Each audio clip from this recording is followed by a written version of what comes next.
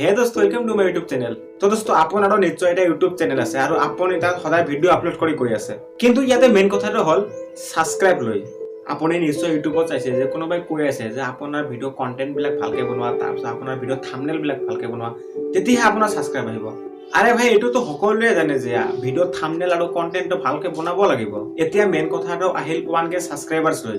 আপুনি নিশ্চয় থাম্বনেলও চাইছে যে যদি 10 দিনৰ ভিতৰত আপোনাৰ চেনেলত 1k সাবস্ক্ৰাইবাৰ্স নহয় তেতিয়া আপুনি মোৰ চেনেলটো আনসাবস্ক্ৰাইব কৰি দিব পাৰে। তো মই ইয়াতে আপোনাক কৈছো যে আপুনি 10 দিনৰ ভিতৰত আপোনাৰ চেনেলত 1k সাবস্ক্ৰাইব আনিব পাৰিব। তো দোস্ত মই ইয়াতে কৈছো যে আপুনি 10 দিনৰ ভিতৰত, কিন্তু আপুনি যদি ইচ্ছা কৰে 10 দিন কিয় আপুনি 5 দিনৰ ভিতৰতে আপুনি 1k সাবস্ক্ৰাইবাৰ্স আনিব পাৰিব।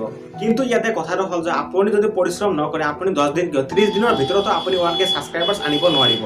তো দোস্ত আজি মই আপোনাক অতি সহজে পদ্ধতিটো জনাম। তো দোস্ত ভিডিওটো স্কিপ নকৰাকৈ চাই থাকক। তো দোস্ত আজি মই আপোনাক চেনেলটো সাবস্ক্ৰাইব কৰিবলৈ নকম। আজি মই আপোনাক অনুৰোধ জনালো যে আপুনি ভিডিওটো সম্পূৰ্ণ চাই লওক। তাৰ পিছত যদি ভিডিওটো ভাল লাগে তো আপুনি চেনেলটো সাবস্ক্ৰাইব কৰিবলৈ নাপাহৰিব। তো ব্লগ আজি ভিডিওটো স্টাৰ্ট কৰো।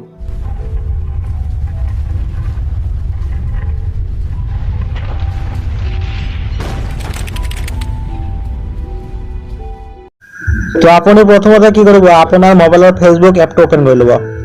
তো আপুনি ফেচবুক এপটো ওপেন কৰি লোৱাৰ পিছত আপুনি সাৰ্চ বাৰত ক্লিক কৰিব, তাৰ পিছত সাৰ্চ কৰিব sub SUB4 sub YouTube.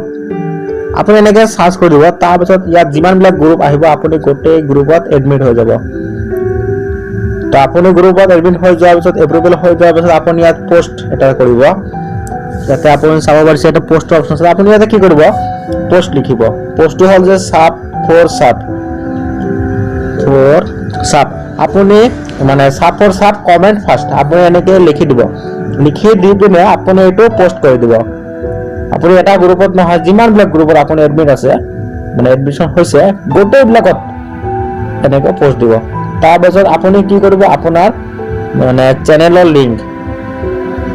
Link বা আপোনাৰ ভিডিঅ'ৰ লিংক, চেনেলৰ লিংক বা আপোনাৰ ভিডিঅ'ৰ লিংকবিলাক কপি কৰি ল'ব। বিলাক নহয় আপোনাৰ এটা যিকোনো এটা মানে কপি কৰি ল'ব। তো আপুনি কপি কৰি লোৱাৰ পিছত আকৌ ফেচবুকত উভতি আহিব।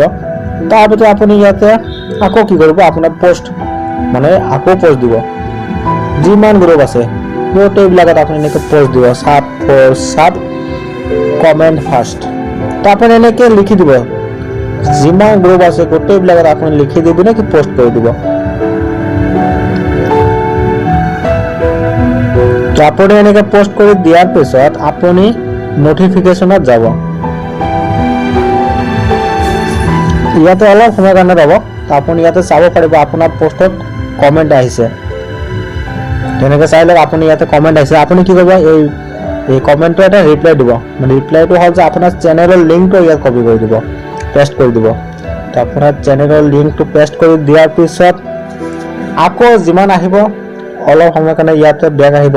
আকৌ যিমান মানে আপোনাৰ কমেণ্ট আহিব গোটেইবিলাকত যিমান নহওক কিয় গোটেইবিলাকত আপোনাৰ চেনেলৰ লিংকটো ৰিপ্লাইত মানে আপোনাৰ চেনেলৰ লিংকটো পেষ্ট কৰি দি থাকিব। গোটেইবিলাক পেষ্ট কৰি থাকিব।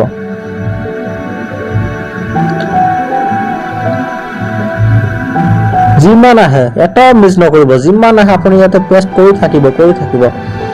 তো আপুনি ইয়াতে চাব পাৰিব মানে পেষ্ট কৰি থাকোঁতে কোনোবাই আপোনাৰ চেনেলটো সাবস্ক্ৰাইব কৰি ল'ব। ৰিপ্লাইত আপুনি চাব, আপুনি নটিফিকেশ্যনটো পাই যাব কোনে কোনে সাবস্ক্ৰাইব কৰিলে। ইয়াতে চাই লওক এটা মোৰ সাবস্ক্ৰাইব আহি গৈছে ইতিমধ্যে, চাই লওক ইয়াতে আহি গৈছে। তো আপুনি যেনেকৈ মানে ৰিপ্লাই দি আছোঁ মানে আপোনাৰ চেনেলৰ লিংকটো তেনেকৈ ঠিক তেনেকৈ আপুনি এনেকৈ দি থাকিব। তাৰপিছত ইয়াতে কোনোবাই লিখিছে ইনবক্স মিট, আপুনি ইনবক্সত গৈ পিনে আপোনাৰ চেনেলৰ লিংকটো তাত কপি কৰি দিব। কপিটো আপুনি ইয়াত চেনেলৰ ইনবক্সত গৈ পিনে মেছেজটো দি দিব। তাৰপিছত লিখিব সাবমিট ফাৰ্ষ্ট লিখি দি পিনে আপুনি তাক পঠুৱাই দিব। তাৰপিছত সি মানে কি কৰিব, আপোনাৰ চেনেলটো সাবস্ক্ৰাইব কৰি ল'ব আৰু আপোনাৰ সাবস্ক্ৰাইব কৰি লোৱাৰ পিছত আপোনাৰ মানে চেনেলৰ মানে স্ক্ৰীনশ্বটটো তাত দি দিব। চাই লওক সি মানে মোৰ চেনেলটো সাবস্ক্ৰাইব কৰিছে আৰু তাৰ মানে স্ক্ৰীনশ্বটটো দিছে আৰু কৈছে ইউৰ টাৰ্ণ। তো আপুনি কি কৰিব, আপোনাৰ সি মানে যিয়ে ৰিপ্লাই দিছে আপোনাক কমেণ্ট কৰিছে তাৰ মানে লিংকটোত ক্লিক কৰি পিনে আপুনি তাৰ চেনেলটো ছাবস্ক্ৰাইব কৰিব আৰু ছাবস্ক্ৰাইব কৰি স্ক্ৰীনশ্বট এটা ল'ব। আপুনি ছাবস্ক্ৰাইব কৰি স্ক্ৰীনশ্বট লোৱাৰ পিছত তাক ৰিপ্লাই দিব। ৰিপ্লাইত কি কৰিব, আপোনাৰ সেই ফটোটো লগাই দিব, ফটোটো মানে পঠুৱাই দিব।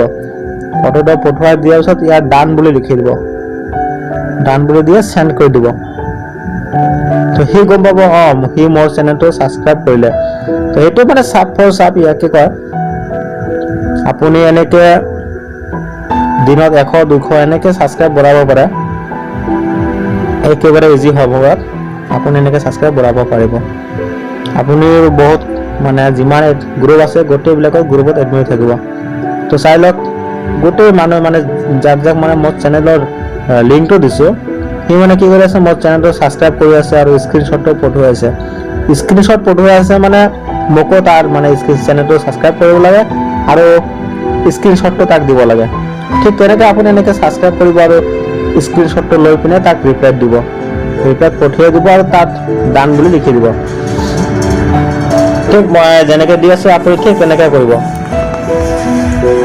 আপুনি স্ক্ৰীনশ্বট দিয়াৰ পিছত সিও মানে আপোনাৰ চেনেলটো ছাবস্ক্ৰাইব কৰিব আৰু তাৰ মানে স্ক্ৰীনশ্বটটো মানে আপোনাক পঠুৱাই দিব প্ৰুফ হিচাপে। আপুনি যদি মানে বিশ্বাস নকৰে তেতিয়া আপুনি স্ক্ৰীনশ্বটটো চাই মানে গম পাব সি মোৰ চেনেলটো ছাবস্ক্ৰাইব কৰিলে। আপুনি যিমানবিলাক নটিফিকেশ্যন আহে গোটেইবিলাকত আপুনি এনেকৈ ৰিপ্লাই দি যাব।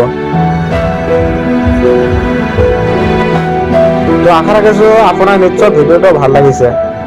তো ভিডিঅ'টো যদি ভাল লাগিছে প্লিজ লাইক কৰিবলৈ নাপাহৰিব আৰু যদি মোৰ চেনেলটো এতিয়া ছাবস্ক্ৰাইব কৰা নাই তো প্লিজ ছাবস্ক্ৰাইব কৰি দিব, যাতে আপুনি এনেকুৱা ধৰণৰ লেটেষ্ট ভিডিঅ' পাই থাকে। আপোনাৰ ইউটিউবৰ হেল্পৰ কাৰণে এনেকুৱা লেটেষ্ট ভিডিঅ' পাই থাকে। তো আজি ইয়াতে সমাপ্ত কৰিছোঁ।